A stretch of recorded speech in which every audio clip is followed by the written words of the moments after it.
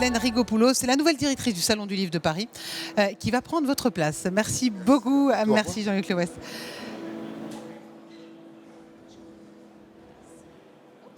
Alors, pendant que Marie-Madeleine Rigopoulos s'installe, je précise qu'elle dirigeait jusqu'à présent le livre sur la place, qui était le Salon du Livre de Nancy. Bonjour, installez-vous. Comment ça va ? Bonjour, mais ça va très bien. Première en fois au si Big. bonne compagnie. Première fois au Big, comment on se sent ? Vous voyez, ça foisonne d'investisseurs. Je suis très impressionnée, Ouais. mais alors vraiment très impressionnée. Il y a du monde, il y a des jeunes. Et vous êtes sur le thème de la conquête. On a envie de conquérir le monde quand on rentre ici. Hein. Les Français ont acheté 212 millions de livres juste entre le mois de janvier et le mois d'août 2021, donc cette année. Hausse de 28% comparé à la même période en 2020. Comment est-ce que vous expliquez cet intérêt, Marie-Madeleine ? Alors l'intérêt, il a toujours été là. Il faut quand même qu'on dise qu'on râle beaucoup en disant les Français ne lisent plus autant qu'avant, etc. Moi, j'y crois pas une seule seconde. Ils lisent différemment, mais je pense que l'engouement pour la lecture, c'est dans l'ADN français. On lit depuis qu'on est petit, on est encouragé à lire. Quand c'est pas par la famille, c'est par l'école. Quand c'est pas par l'école, c'est par des rencontres. On lit énormément. Il se trouve évidemment qu'on a passé une période extrêmement compliquée qui a fait qu'on a eu beaucoup plus de temps qu'on ne l'aurait voulu pour lire et que forcément, c'est devenu une valeur refuge. Il faut dire aussi qu'on a tous, moi comprise, alors que je lis énormément, on s'est beaucoup rabattu sur les chaînes à séries télé. À un moment, on en a fait le tour. Quand on en a vu 40 des séries télé, on ferme la télé et on prend un bon bouquin.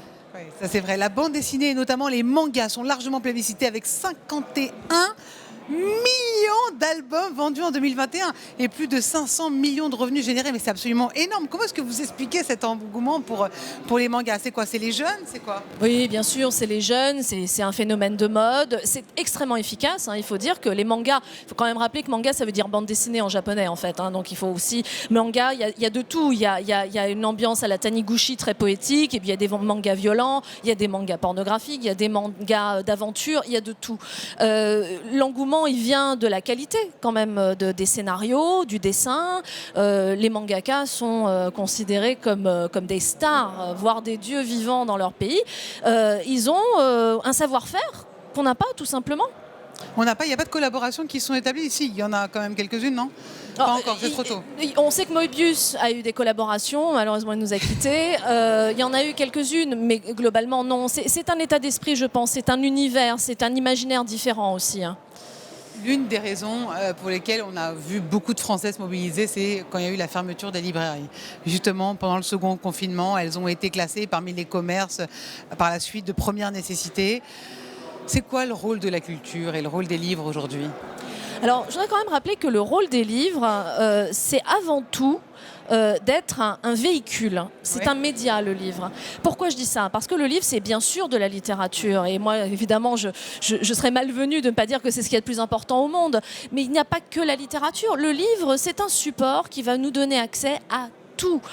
À l'économie, à l'art, au sport, au people, au divertissement, à l'éducation, à la culture. C'est un véhicule absolument extraordinaire, accessible à tous. Si vous n'avez pas les moyens d'en acheter un, vous pouvez en emprunter à la bibliothèque, vous pouvez en acheter d'occasion au marché aux puces. On pouvait l'emprunter à un ami, à un parent. C'est le plus beau véhicule qui va nous donner accès à tous les possibles du monde. Oui. Alors, le Salon du Livre de Paris aujourd'hui se transforme. Vous allez en faire Vous êtes très rayonnante d'ailleurs. Je suis ravie de vous voir avec un tel sourire et une telle lumière, parce que vous allez le transformer en un festival du livre. Parce que je pense que ça répond certainement aux besoins d'appropriation du livre partout. La première édition se tiendra entre le 21 et le 24 avril 2022, donc c'est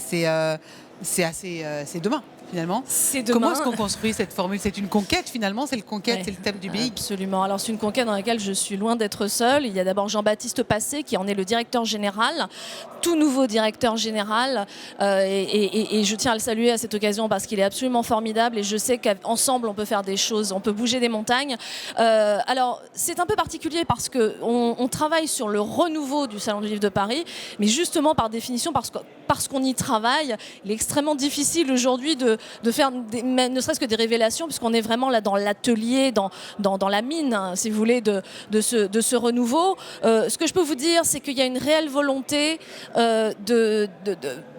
d'ouverture. Je parlais tout à l'heure du fait que le livre est un support, un véhicule de toutes les disciplines. Eh bien, ça, c'est une piste par rapport à ce que nous voulons faire pour le renouveau du Salon du Livre de Paris, c'est-à-dire de faire en sorte de montrer que le livre peut être le véhicule de la danse, de la chanson, du théâtre, de la musique, et faire en sorte de proposer un festival hybride où tous les arts ont leur place, où les écrivains sont là pour dialoguer, je sais pas, avec des scientifiques, avec comme ici au Big, des où tout le monde se... Absolument. Parce que c'est des entrepreneurs aussi, quelque part. Les grands écrivains, maintenant, on voit, c'est une machine de guerre. Et c'est un peu comme ça ici, où tout le monde se mêle. Mais cette hybridation me semble être la condition sine qua non pour toutes les conquêtes. C'est-à-dire qu'il faut arrêter, il faut sortir de nos petits enclos, il faut aller à la rencontre de gens qui sont différents de nous, qui traitent d'autres disciplines, qui sont spécialistes d'autres disciplines, et ensemble créer quelque chose de nouveau. Enki Bilal, qui a tellement bien travaillé sur la question de l'hybridation, hein, avec ces personnages mi-humains, mi-animaux, mais qui derrière a toute une pensée, une réflexion, a tout compris. L'avenir, c'est l'hybridation. Moi, ça, j'y crois, j'en suis convaincue. Hein. C'est ce qu'on va pouvoir voir au Festival du Livre, donc entre le 21 et le 24 avril. Marie-Madeleine Rigopoulos, merci beaucoup. À